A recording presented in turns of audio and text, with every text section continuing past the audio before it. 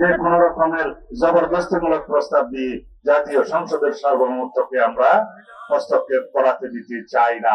ভিতরে ঢুকিয়ে দেওয়ার জন্য নারীর কর্মঘণ্টা আমাদের 5 ঘন্টার কথা কোন একটি ধর্মভিত্তিক রাজনীতি করে তারা বলছেন, তারা নারীদেরকে ভিতরে ঢুকিয়ে দেওয়ার চেষ্টা করছেন।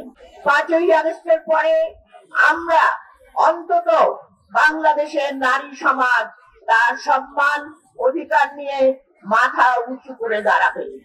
আমরা ভেবেছিলাম 5ই আগস্টের আগে গত 17 বছর আমরা যে বিভিন্ন ভাবে নারীরা গণধর্ষিত হয়েছে, কন্যা সন্তান ধর্ষিত হয়েছে, এবং শুধু তাই নয়, আমাদের বিভিন্ন জায়গায় গুম হয়েছে, খুন হয়েছে, মহিলাদের উপর নির্যাতন হয়েছে, এমনকি ভোট দেওয়ার কারণে গণধর্ষণ আমাদের দেখেছি অতীত সরকারের, স্বৈরাচারী সরকারের আমলে সেটা হয়েছিল।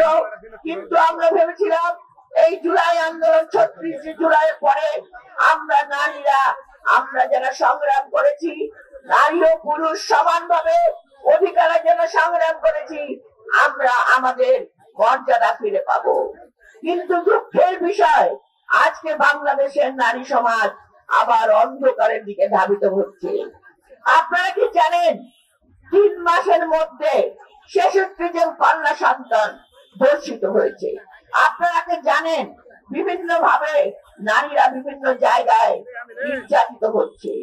আপনারা দেখেছেন আজকে নারী সমাজকে ভিতরে ঢুকিয়ে দেওয়ার জন্য নারীর কর্মঘণ্টা আমাদের 5 ঘন্টার কথা কোন একটি ধর্মভিত্তিক রাজনীতি করে তারা বলছেন, তারা নারীদেরকে ভিতরে ঢুকিয়ে দেওয়ার চেষ্টা করছেন।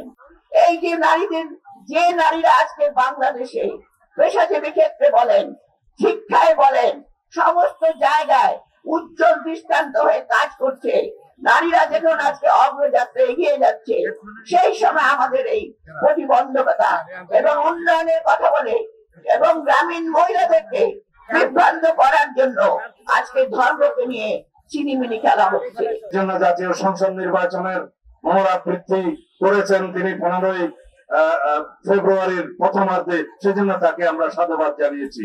কারণ আমরা অতি অবশ্যই আগামী ফেব্রুয়ারির প্রথমার্ধে জাতীয় সংসদ নির্বাচন অনুষ্ঠান হোক, সেটা চাই। এই জাতি চায়, আমরা ভোটাধিকার প্রয়োগ করতে চাই।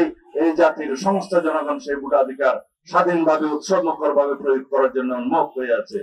আমরা মনে করি বাংলাদেশে সেই জাতীয় সংসদের সার্বভৌমত্ব যাতে খোদা না হয়, সেজন্য আমরা কোন আরোপিত আইন দিয়ে, আদেশ দিয়ে, যে কোন রকমের জবরদস্তিমূলক প্রস্তাব দিয়ে জাতীয় সংসদের সার্বভৌমত্বকে আমরা হস্তক্ষেপ করাতে দিতে চাই না।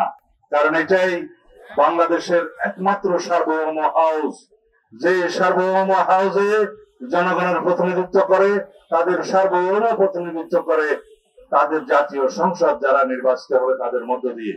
বাংলাদেশে একমাত্র হাউস, বাংলাদেশের জাতীয় সংসদের সার্বভৌম হাউস, যে হাউসের যে কোনো আলাপ আলোচনা কার্যক্রম আদালতে চ্যালেঞ্জ করা যায় না।